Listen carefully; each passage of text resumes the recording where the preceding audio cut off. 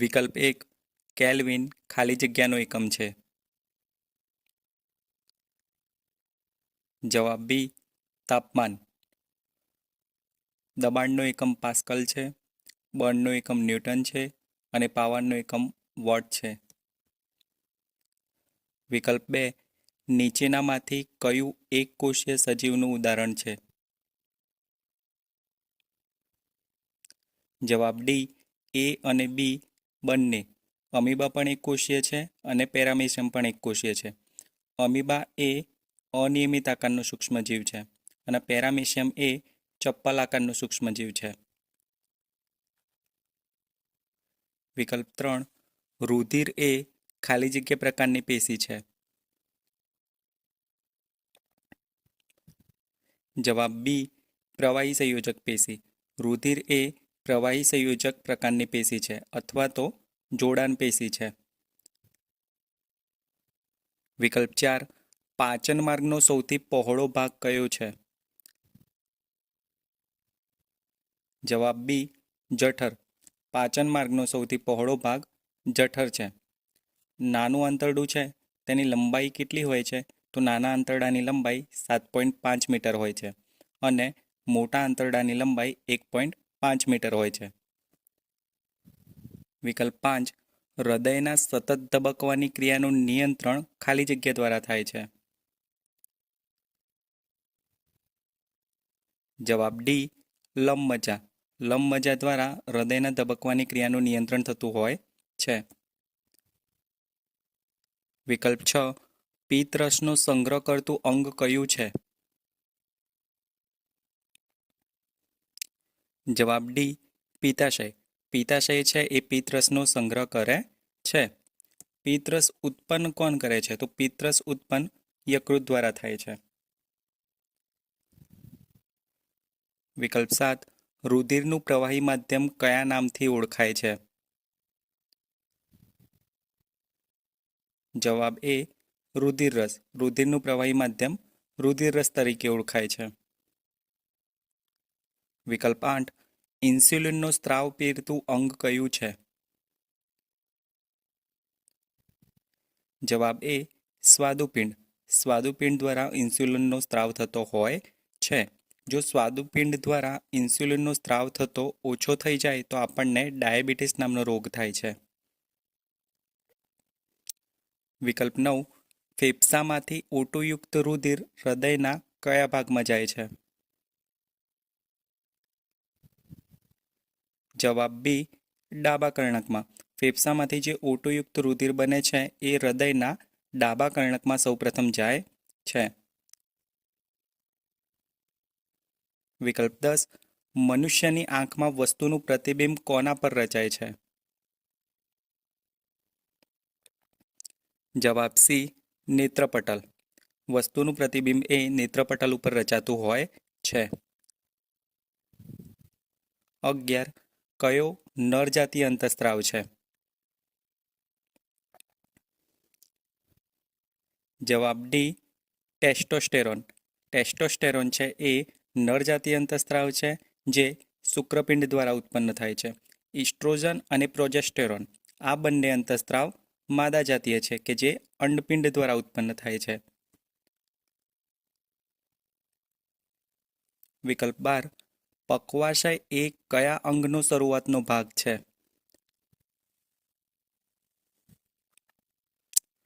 જવાબ બી નાના આંતરડાનો. પક્વાશય એ નાના આંતરડાનો શરૂઆતનો ભાગ છે. નાનું આંતરડું 3 ભાગમાં વહેંચાયેલું હોય છે. શરૂઆતના ભાગને પક્વાશય કહે છે, મધ્ય ભાગને મધ્યાંત્ર કહે છે અને છેલ્લા ભાગને શેષાંત્ર કહે છે. વિકલ્પ 13 લઘુ દ્રષ્ટિની ખામી ધરાવતી વ્યક્તિ કયા લેન્સના ચશ્મા પહેરે છે? જવાબ એ અંતર્ગોળ. કે જેને લઘુ દ્રષ્ટિની ખામી હોય છે એ વ્યક્તિ અંતર્ગોળ ચશ્મા પહેરે છે. તે ઉપરાંત જેમને ગુરુ દ્રષ્ટિની ખામી હોય તે લોકો બહિગોળ લેન્સના ચશ્મા પહેરે છે અને જેમને પ્રેસબાયોપિયા નામની તકલીફ હોય એ લોકો બાયોફોકલ લેન્સનો ઉપયોગ કરતા હોય છે. વિકલ્પ 14 નીચેનામાંથી કયા પ્રાણીનું હૃદય 13 ખંડોનું બનેલું હોય છે? જવાબ એ વંદો. વંદો જે છે એનું હૃદય 13 ખંડોમાં વિભાજિત થયેલું હોય છે. માછલીનું હૃદય દ્વિખંડી હોય છે. દેડકાનું હૃદય ત્રિખંડી હોય છે. અને મગર સરીસૃપ હોવા છતાં પણ તેનું હૃદય ચતુષ્ખંડી હોય છે. મગર એક અપવાદ છે. વિકલ્પ 15. લોહીના દબાણ માપવાના સાધનને શું કહે છે? જવાબ સી સ્પેગ્મોમેનોમીટર. લોહીના દબાણ માપવાના સાધનને સ્પેગ્મોમેનોમીટર કહે છે. જે સ્ટેથોસ્કોપ છે તેનો ઉપયોગ શેના માટે થાય છે? તો હૃદયના ધબકારા જાણવા માટે. સ્ટેથોસ્કોપનો ઉપયોગ હૃદયના ધબકારા જાણવા માટે થતો હોય છે. વિકલ્પ 16. નીચેનામાંથી કયું જોડકું ખોટું છે? એ છે શુક્રપિંડ એ ટેસ્ટોસ્ટેરોન, તો તે સાચું છે. સ્વાદુપિંડ ઇન્સ્યુલિન, એ પણ સાચું છે. સી પિચ્યુટરી એસ્ટ્રોજન, એ ખોટું છે. એટલે કે આપણો જવાબ થશે સી પિચ્યુટરી ઇસ્ટ્રોજન. એ કેવું છે? ખોટું છે. તેમાં શું આવે? અંડપિંડ. અંડપિંડ એ ઇસ્ટ્રોજનનો સ્ત્રાવ કરતું હોય છે. વિકલ્પ 17. ગ્લુકોમા માનવ શરીરના કયા અંગને લગતો રોગ છે? જવાબ બી આંખ. ગ્લુકોમા એ આંખને લગતો રોગ છે. વિકલ્પ 18. કમળો માનવ શરીરના કયા અંગને લગતો રોગ છે? જવાબ સી યકૃત. કમળો એ યકૃતને લગતો રોગ છે. વિકલ્પ 19. ગ્લુકોઝના અણુનું પૂર્ણ દહન થતાં કેટલા એટીપી મળે છે? જવાબ ડી 38. ગ્લુકોઝના અણુ જો પૂર્ણ દહન થાય તો તેમાંથી 38 એટીપી મળે છે. વિકલ્પ 20. અળસિયામાં શાના દ્વારા વાયુઓની આપ-લે થાય છે?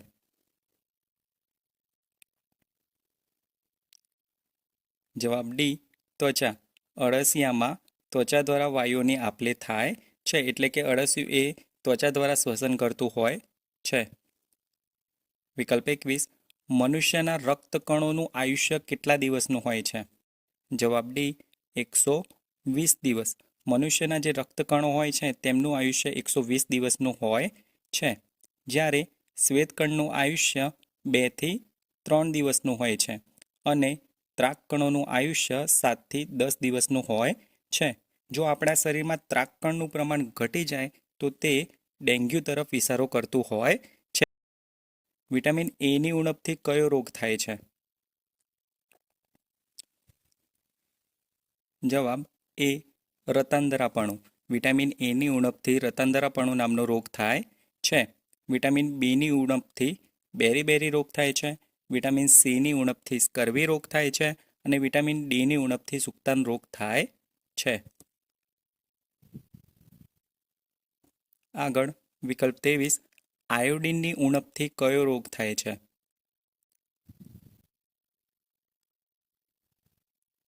જવાબ બી ગોઈટર. આયોડિનની ઉણપથી ગોઈટર રોગ થાય છે. જો આપણા શરીરમાં પ્રોટીનની ઉણપ થાય તો એનાથી આપણને મરાસ્મસ નામનો રોગ થતો હોય છે. અને વિટામિન ડીની ઉણપથી આપણને સુક્તાનો રોગ થતો હોય છે. વિકલ્પ 24. મેલેરિયાનો ફેલાવો કયા મચ્છરથી થાય છે? જવાબ બી એનોફિલિસ મચ્છર. મેલેરિયાનો ફેલાવો એનોફિલિસ મચ્છરથી થતો હોય છે. એડિસ મચ્છરથી ડેન્ગ્યુનો ફેલાવો થાય છે. 25. એક કાનમાં કેટલા હાડકાં આવેલા હોય છે? જવાબ એ 3. એક કાનમાં 3 હાડકાં આવેલા હોય છે. એ 3 હાડકાં કયા કયા છે? તો હથોડી, એરન અને પેંગડું. એમાંથી જે પેંગડું છે એ શરીરનું સૌથી નાનું હાડકું છે. વિકલ્પ 26. વનસ્પતિના કયા અંગથી તેનું પ્રજનન કાર્ય થાય છે? જવાબ એ પુષ્પ. વિકલ્પ 27. રોગપ્રતિકારક શક્તિ માટે કયું વિટામિન જરૂરી છે? જવાબ સી રોગપ્રતિકારક માટે વિટામિન સી જરૂરી છે. 28. વનસ્પતિની પ્રકાશ સંશ્લેષણની ક્રિયા માટે શું જરૂરી નથી? એટલે કે પ્રકાશ સંશ્લેષણની ક્રિયામાં કઈ વસ્તુની જરૂર પડતી નથી? જવાબ એ સ્ટાર્ચ. વનસ્પતિની પ્રકાશ સંશ્લેષણમાં સ્ટાર્ચની જરૂર પડતી નથી. વનસ્પતિ પ્રકાશ સંશ્લેષણમાં કાર્બન ડાયોક્સાઇડ, પાણી, સૂર્યપ્રકાશ અને હરિતદ્રવ્યનો ઉપયોગ કરતું હોય છે અને પોતાનો ખોરાક જાતે બનાવે છે, જેમાં સ્ટાર્ચની જરૂર પડતી નથી.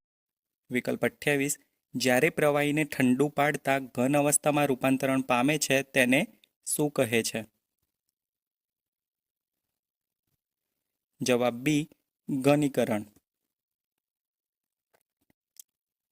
વિકલ્પ 29. નીચેના પૈકી કયો પદાર્થ ઉર્ધ્વપાતન પામતો નથી? જવાબ B sodium chloride. Sodium chloride એ ઉર્ધ્વપાતન પામતો નથી. વિકલ્પ 30. અષ્ટકનો નિયમ કયા વૈજ્ઞાનિકે આપ્યો હતો? જવાબ એ ન્યુલેન્ડે.